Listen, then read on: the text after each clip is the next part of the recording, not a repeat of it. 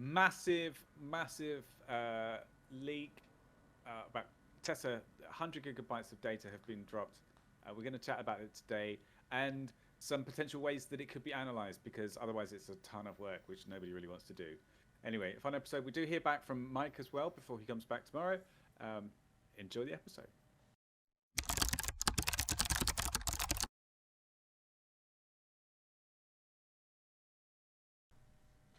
Okay. A kind of a bombshell story today about a whistleblower. But before we get started, you can see what's kind of roughly what's we could talk about on the screen. But before we get started, we forgot yesterday the tide was late, and my message in a bottle didn't turn up from Mike, our Coco host. And anyway, so we've got a couple of messages for him. But before even that, we have to say, as always, just a moment of gratitude to all the people out there who subscribe. We genuinely appreciate it. Thank you so much for subscribing.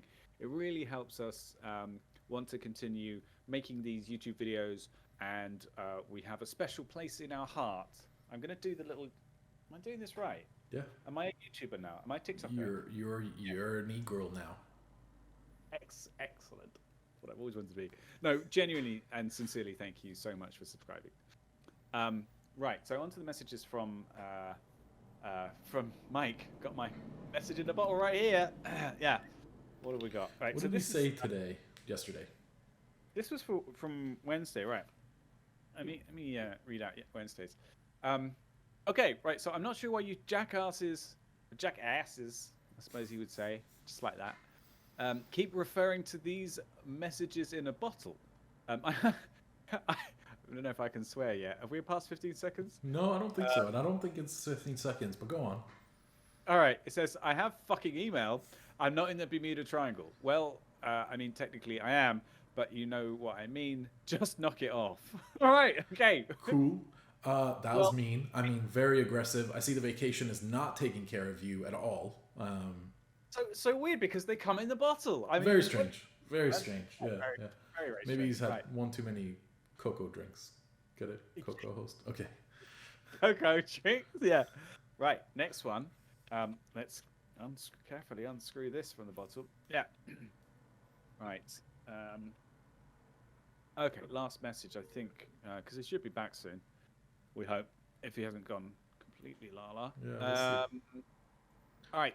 Thursday's message is, I'm so ready to get off this boat. If I have to sing Pirate's Life for Me one more time, I'll gouge my other eye out. Okay. Other eye out. Wow.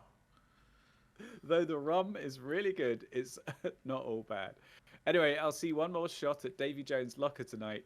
I won't let that slippery fuck get away again. I'll get one more shot at Davy Jones' locker tonight. I won't let that slippery fuck get away again. See you all tomorrow, I hope. We hope so too, Mike. We definitely hope so. Really pirate lifestyle. He's on quite an adventure. I was imagining sort of a cruise situation, but now it sounds like he's more on a traditional wooden ship with a flag that's black, maybe crossbow, anyway. Very into his pirate themed cruises. Yeah. So what we're going to talk about today is, this is almost old news. It was published, what will it be, a week and a few days from today, Thursday. But a whistleblower in Germany has dropped 100 gigs of Tesla secrets to a German news site.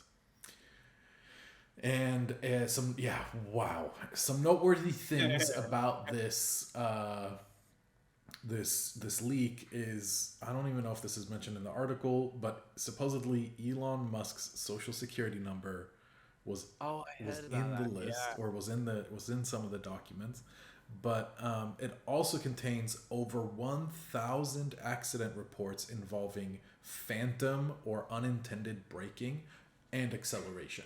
So that the car does on its own, obviously. This is really, really scary stuff. We've gotten some reports about this in the news, like some guy claims that his Tesla was phantom braking or phantom accelerating, caused an accident or something. These reports are only covering, I believe, the U.S. and Germany. So there are Teslas everywhere in the world.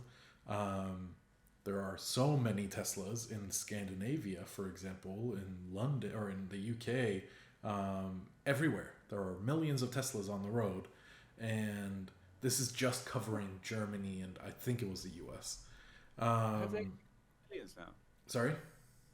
Is it millions? Do you think they've actually got millions on Oh, the I road think now? it actually said in this article that it was something like 2.6 million Teslas are on the road, something like that. Oh, right here.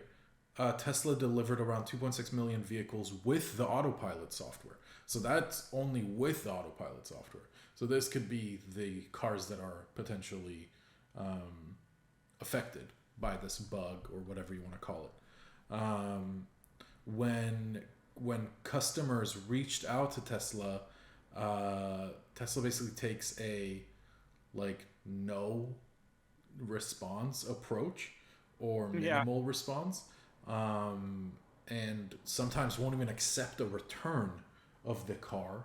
And people are scared to sell it secondhand because they're like, how am I gonna, with like a good conscience, give this faulty vehicle that could kill someone or multiple people off to somebody else, some guy who doesn't know better.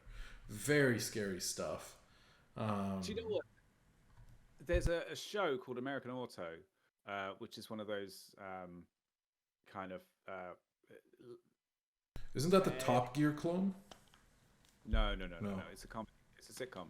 Oh, It's got some. It's a fairly light-hearted thing where it focuses on the executive team at an American automaker, a car maker, and they actually have in it a story about a thing where they have to do a recall because there's some faulty part in a car, and there's several episodes. There's an entire like season about the fallout from this whole situation, but um, there's several episodes where they decide whether or not they're going to do the recall or not, and it's presented in a kind of funny manner because it's all about the CEO who's come in from the pharmaceutical industry, and she's used to dealing with negative media attention. Pharmaceutical industry has a lot of lawsuits, and they have this book about there's this British lawyer who's very typically British and gangly and everything. Uh, sorry if you're. I don't suppose he's watching, but yeah. Don't mean to body shame or anything. Um, but yes, he's kind of awkward and he looks up the cost of a human life and how much that would be right. depending on if they had got sued. Wait, but this is a And true story. A car company did do this. We've talked about it on the show. yeah, it's satire, but it's sort of loosely based around real events. But it's Yeah, kind of scary how close to reality it is, yeah, which I think it makes good satire, right? That's how you can tell it's good. totally. I mean, for sure. And then, for sure, this is probably something Elon is doing and has done, and the people at Tesla and the up top on Tesla at Tesla have done this. Another thing this covers, and part of the leaks covers, is that Elon was aware of the whole self-driving demo when it was actually like it was fabricated. It was a person driving. It was all fake. Uh, There was no self-driving in the old commercial. There was some drama about this a few months ago. I think we talked about it. And there's more information on that in the leak. Like there's so much juice. And again, this is 100 gigs, right? So yeah. 100 gigabytes of data. Sure, you could have two big movie files be 100 gigs, but when we're talking about scans and documents, this is Yeah. probably in the tens of thousands, maybe hundreds of thousands of files or How pages. looking through that much stuff, man? I mean, So, will you employ outside, help? Like with a good example was the NSA leak. I mean, Edward Snowden dropped on, I think it was two journalists, maybe three journalists from the Guardian and I don't remember. It was that's so true. long ago. Basically, dropped the hundreds of thousands of files on them and was like, here you go. And they had to bring in outside counsel, outside help to sift through all this document because a lot of it wasn't really important, but you have to try to find those needles in the big haystack. And that's obviously what is now currently happening at this, in this German news site. That actually reminds me of the Facebook papers and that effort that was done. Yeah, I know Cambridge, right? One of my favorite journalists, Shoshana Wadinsky, who was part of the effort of going through all this. It was gigabytes of stuff, and they spent months going through all this stuff, like unredacted, and then they created this big website that was sort of an archive of the highlights of the stuff, some of the stuff that they found. But there was just so much stuff, and I remember reading her tweets about it and getting this a feeling of exhaustion of having to just stare at so much stuff and just unending stream of thousands of internal documents from a company. And this is technical jargon, right? So like you're reading this and you might not comprehend half of it. And the shit that you do comprehend, your mind is so exhausted by the 10,000th page, you might miss things. So you have to bring in people to review and review again and cross like, oh, I finished with this pile, let's swap. Like it's just a nightmare, never ending. But that's how they do it. It's just thousands of man hours, and that's why it takes so long. And that's also why things drip, right? News drip out. They don't all come out with these banger, huge drops of news. We need to dump it all in ChatGPT. Let's train a model on it and just say, right, tell me all the secrets inside. That's actually a really good example of using ChatGPT for something, because you could ask ChatGPT, is it objectively bad to hide,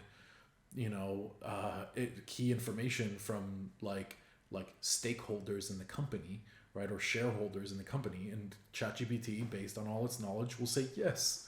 That is bad and illegal. Yeah. So like if it noticed, that's actually not a bad idea. Shit, Peter, you're onto something.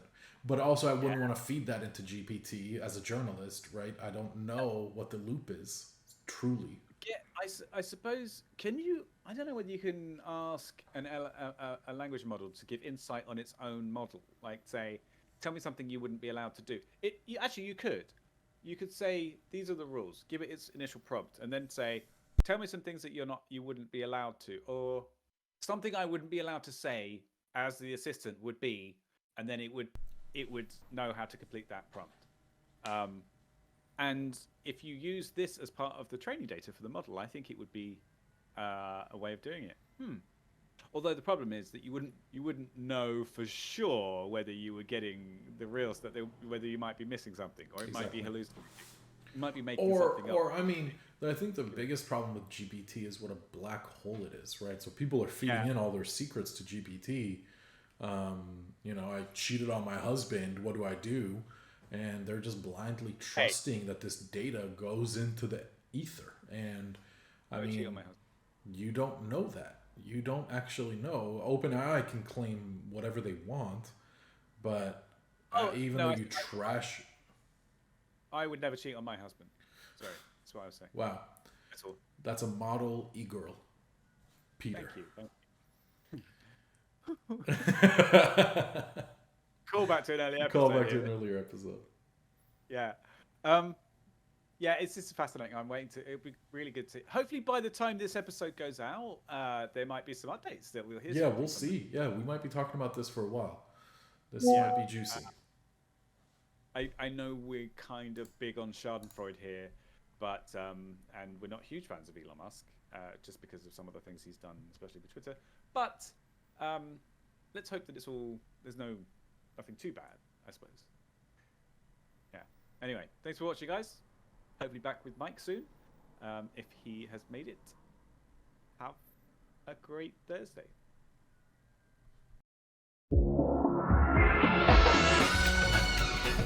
Thank you.